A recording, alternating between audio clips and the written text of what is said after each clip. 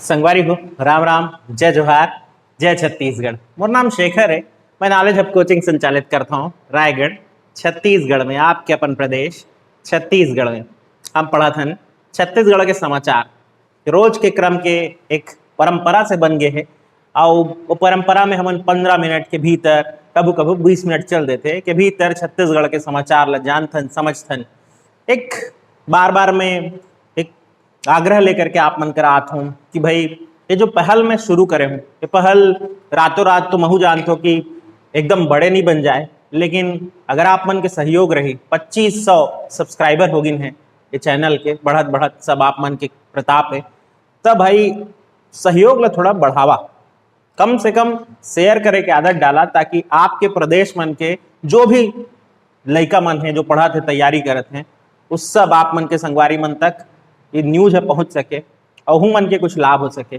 ज्ञान फिल्म देखे है कि नहीं मुन्ना भाई, वो में सर्किट काय कथे ज्ञान ला अपन पास राख के सड़ाए बर नहीं होए मतलब बांटना चाहिए। तब भाई सर्किट के बात ला माना और ज्ञान बांटे के प्रयास कर। हिंदी में आता हूँ और न्यूज शुरू करता हूँ। चलिए पहले समाचार पर बात करते हैं। वस्त्रों में गोदना कला। वैसे आज बता दूं आज का कोई भी समाचार खास समाचार नहीं होगा, सारे समाचार आम समाचार हैं, एकदम ठेठ आपके प्रदेश की जड़ों से जुड़े हुए समाचार हैं। तो चलिए आज के समाचारों को स्टेप बाय स्टेप देखेंगे। तो मैंने कहा वस्त्रों पर गोदना आर्ट। अब गोदना आप सब जानते हैं शरीर पर बनाया जाने वाला आकृति है, टैटू जिसको कह देते हैं आप लोग, यानी जनजातियों का स्थायी आभूषण। ये स्थायी आभूषण क्या बेहतर हो कि अगर वस्त्रों पर भी दिखाई देने लगे और ये एक कला ही बन जाए। यही काम कर रहे हैं सरगुजा में। अभी सरगुजा में गोदना आर्ट को बढ़ावा देने के लिए हाल फिलहाल में और इसके साथ साथ महिलाओं को रोजगार प्राप्त हो सके इस उद्देश्य से महिलाओं में गोदना आर्ट को छापा के रूप में, प्रिंट के रूप में जो साड़ियां हैं या अन्य वस्त्र हैं उनमें बनाने का जो है या छापने का जो है ट्रेनिंग दिया जा रहा है। और ये ट्रेनिंग आयोजित हो रही है जमगला गांव जो लखनपुर ब्लॉक के भीतर आता है जिला सरगुजा, और ये कर रहा है हस्तशिल्प विकास बोर्ड अंबिकापुर, हस्तशिल्प मंत्रालय भारत सरकार के साथ मिलकर के।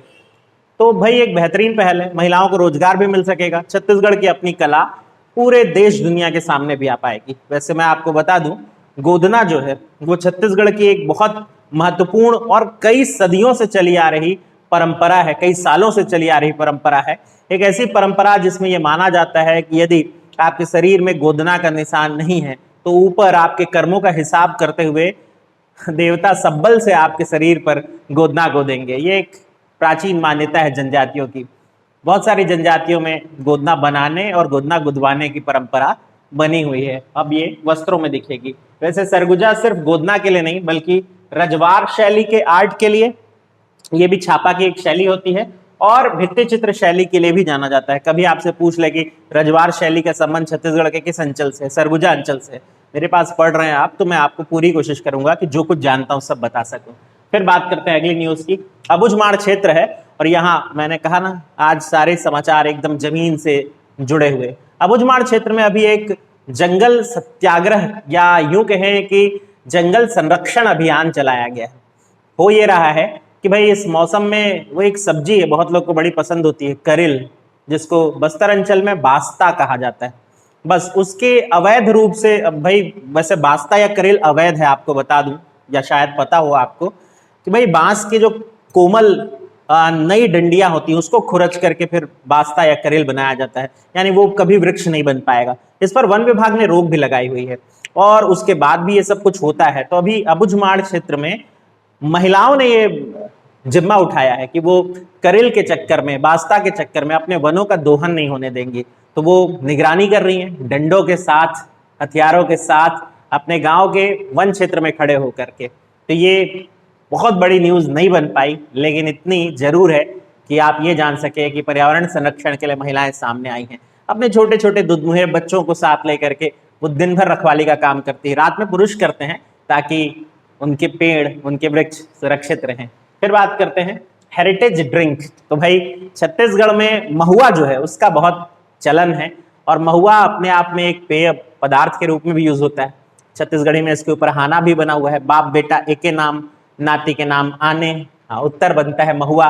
तो उस महुआ को अब एक नया ब्रांड बनाने के लिए, हाँ यही कहना चाहिए, ब्रांड बनाने के लिए पहल शुरू की गई है। और उसके लिए ट्राइफेड करके जो संस्था है, ट्राइफेड यानी होता है the tribal cooperative marketing development of India, या फिर the tribal cooperative marketing development federation of India, अगर ऐसा कहें तो ज्यादा सही है। तो ये जो संस्था है ट्राइफेड, इसकी मदद से अब एक सॉफ्ट ड्रिंक टाइप बनेगी, सॉफ्ट कम हार्ड ड्रिंक ज्यादा हो जाएगी, वो बनेगी और उसका नाम दिया जाएगा हेरिटेज ड्रिंक। हेरिटेज यानी धरोहर, तो भाई बस्तर की धरोहर भी है महुआ, तो उसका संरक्षण वगैरह किया जाएगा और यहाँ एक ड्रिंक के रूप में सर्व भी की जाएगी। अब क्यों नहीं हो सकता, अगर आप गोवा जाते हैं और गोवा में फेनी पी करके आते हैं, काजू की बनी शराब, तो भाई छत्तीसगढ़ के लिए हेरिटेज ड्रिंक तो ये होनी ही चाहिए, महुआ। वैसे समाचार ये भी आया इसी बीच कि महुआ प्रसंस्करण केंद्र भी बनाया जाएगा जगदलपुर में, जिसकी शुरुआत हो गई है। 11 करोड़ की लागत से ये शुरू हो गया है, और जब सब कुछ प्रसंस्करण केंद्र बन जाएगा तो फिर ये हेरिटेज ड्रिंक बनाने और उसको स्प्रेड करने, यानी अलग अलग जगह पहुंचाने में आसानी भी होगी।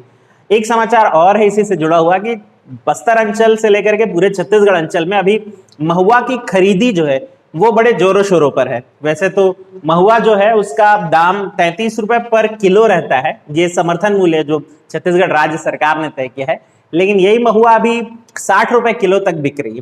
कारण है कि निकटवर्ती जो राज्य है झारखंड, वहां चुनाव की सुगबुगाहट है और उन क्षेत्रों में महुआ जो है वो विक्रय आम बात है, तो इसके लिए महुआ की खरीदी बड़ी तेज हुई है और छत्तीसगढ़ राज्य को अच्छा खासा राजस्व लाभ भी हो रहा है। वैसे 400 करोड़ रुपए तक का कारोबार हो जाता है केवल महुआ बेच करके ही छत्तीसगढ़ राज्य को, ये भी आपको जानना चाहिए।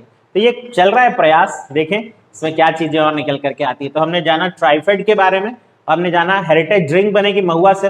वैसे मैं शायद आपको ट्राइफेड की स्थापना का सन नहीं बताया, 1987 में ट्राइफेड बना था और इसका हेडक्वार्टर दिल्ली में है। इसका उद्देश्य है जनजाति से जुड़े हुए जो भी महत्व की वस्तुएं हैं उनको मार्केटिंग के लिए माहौल देना, साथ ही साथ प्रशिक्षण वगैरह दे करके सामने लाना उस कला को, ये ट्राइफेड का उद्देश्य है। ठीक है, शब्द आपने पढ़ा होगा, जानकारी आज मिल गई। फिर बात करते हैं चमेली बॉबी समाधि, चमेली बाम्बी समाधि या चमेली बॉबी समाधि कहिए। तो यार ये बस्तर के इतिहास की एक कहानी, आपके किताबों में शायद आपने पढ़ रखा हो, या जो भी छत्तीसगढ़ का इतिहास पढ़ते हैं वो चमेली देवी की एक कहानी पढ़ते हैं। कहते हैं बस्तर अंचल में हरिश्चंद्र देव आखिरी शासक हुए छिंदक नागवंशियों के। बस्तर में रहा है 2 बड़े राजवंश पड़ते हैं, छिंदक नागवंश और उसके बाद काकतीय राजवंश। उसमें आखिरी राजा जो थे हरिश्चंद्र देव, हरिश्चंद्र देव को हराया बाहर वारंगल यानी तेलंगाना साइड से आए हुए एक राजा अन्नम देव ने, और यहां फिर अपना काकतीय राजवंश शुरू किया जो आज तक चला आ रहा है बस्तर का। तो हरिश्चंद्र देव जो थे उनके समय उनकी पुत्री के शौर्य की एक कहानी बस्तर में बड़ी प्रचलित है, लोक गाथाओं में खूब गीत गाए जाते हैं उनके। तो अगर मैं कहूं कि उनकी तुलना आप छत्तीसगढ़ की पद्मावती बोल करके कर सकते हैं, वो राजस्थान वाली रानी पद्मावती टाइप, तो कोई गलत नहीं होगा। पद्मावती ने जिस तरह से जौहर किया था, चमेली देवी ने भी उस तरह जौहर किया, यानी चिता में कूद करके खुद के प्राणों को उन्होंने समाप्त किया था, या आत्मोत्सर्ग करना, अपना बलिदान दे दिया था, ये कहना चाहिए।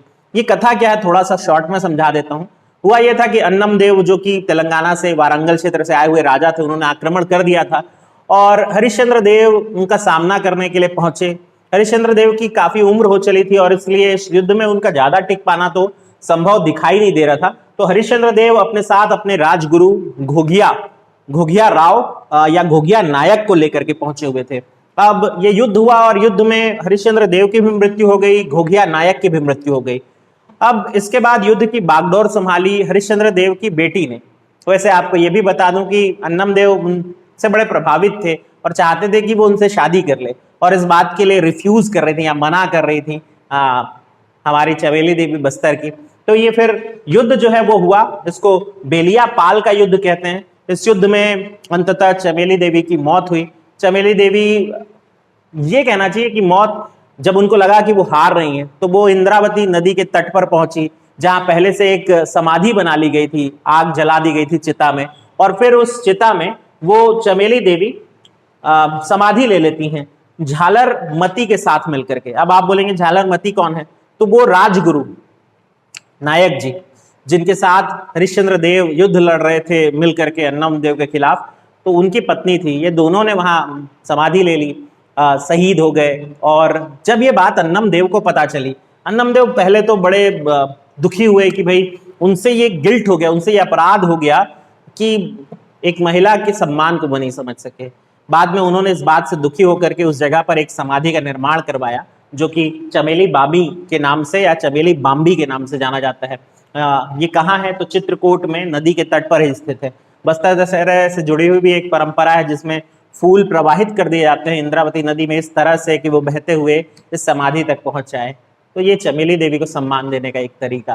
तो ये थी कहानी, वो जो बस्तर में अनसुनी से रह जाती है। तो अच्छा लगा हो तो भाई कमेंट में बताया करें। आप लोग बिल्कुल नहीं बताते हैं कि आपको कैसा लग रहा है ये सब कुछ, मुझे जानना है। व्हाट्सएप पे आए, संपर्क करें और बताएं यार।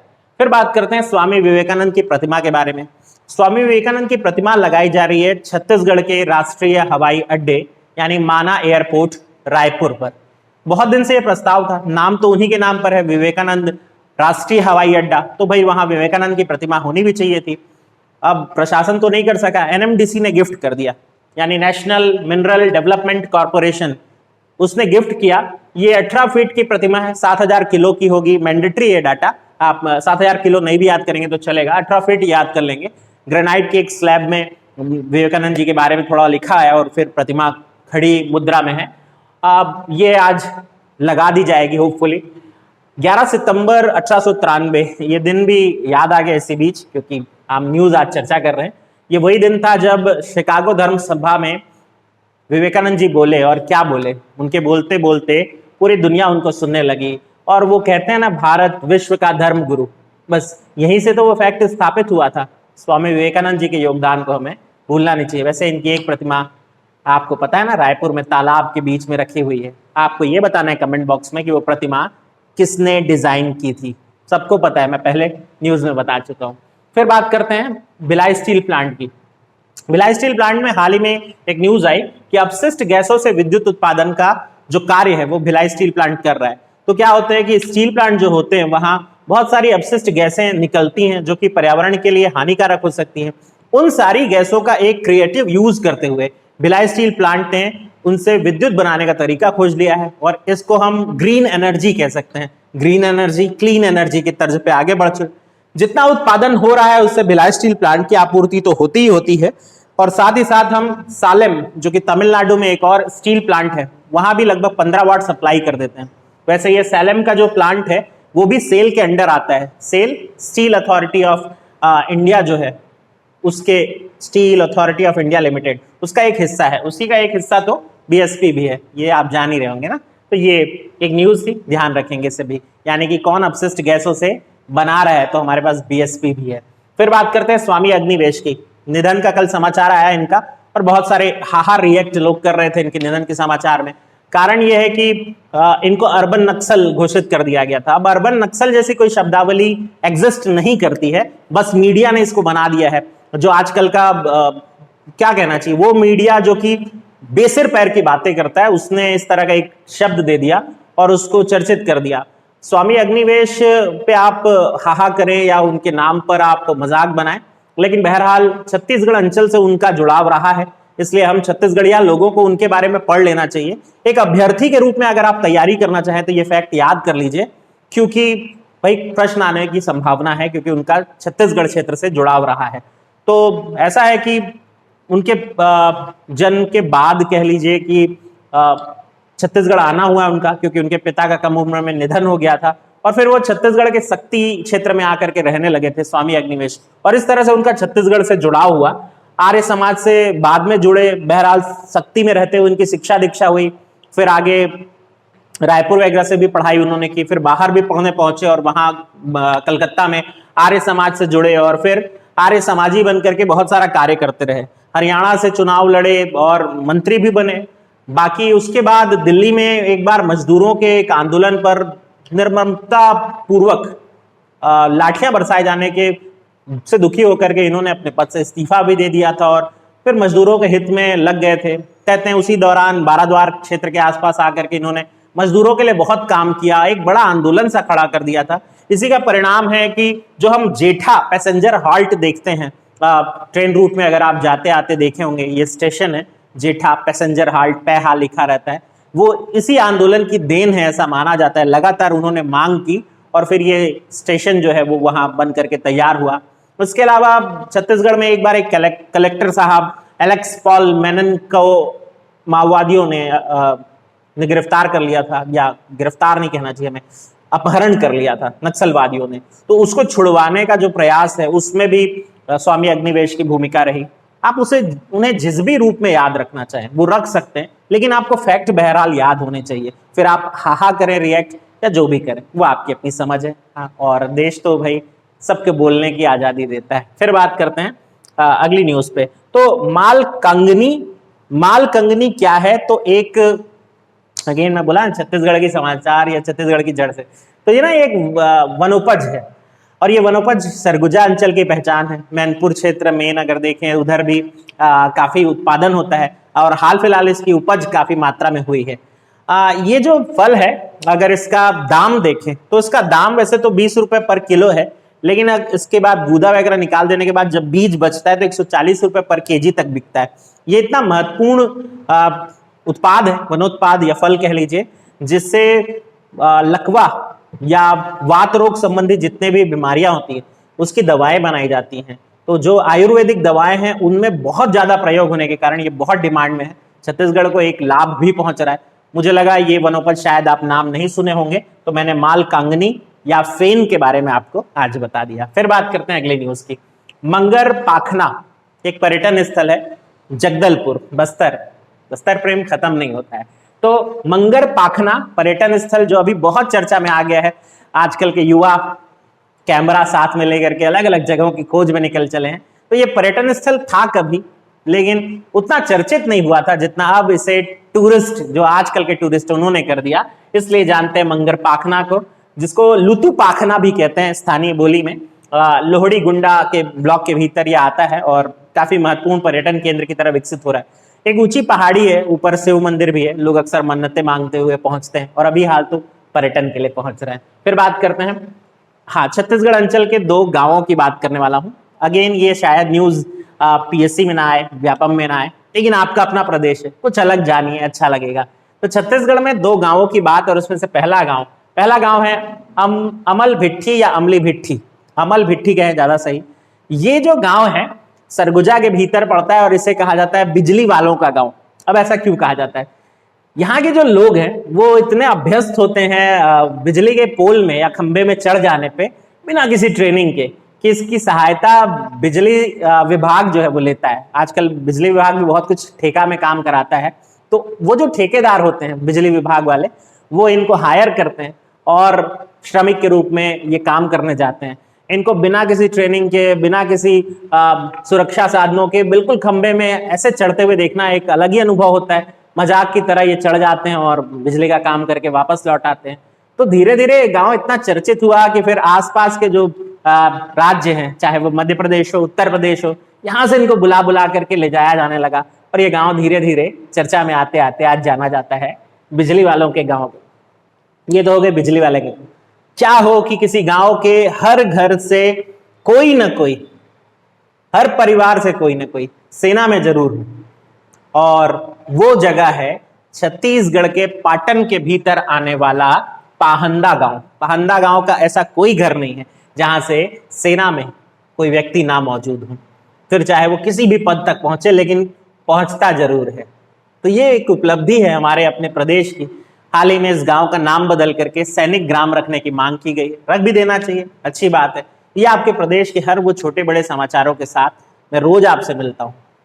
मैंने अपना कर्तव्य अपने हिसाब से पूरा किया है, अब आपकी बारी। शेयर करिए और बाकी लोगों तक पहुंचने में सहायता करिए, क्योंकि आप और हम मिल करके ही इस अभियान को बड़ा कर सकते हैं। मिलते हैं फिर कल, चलिए मुलाकात करते हैं।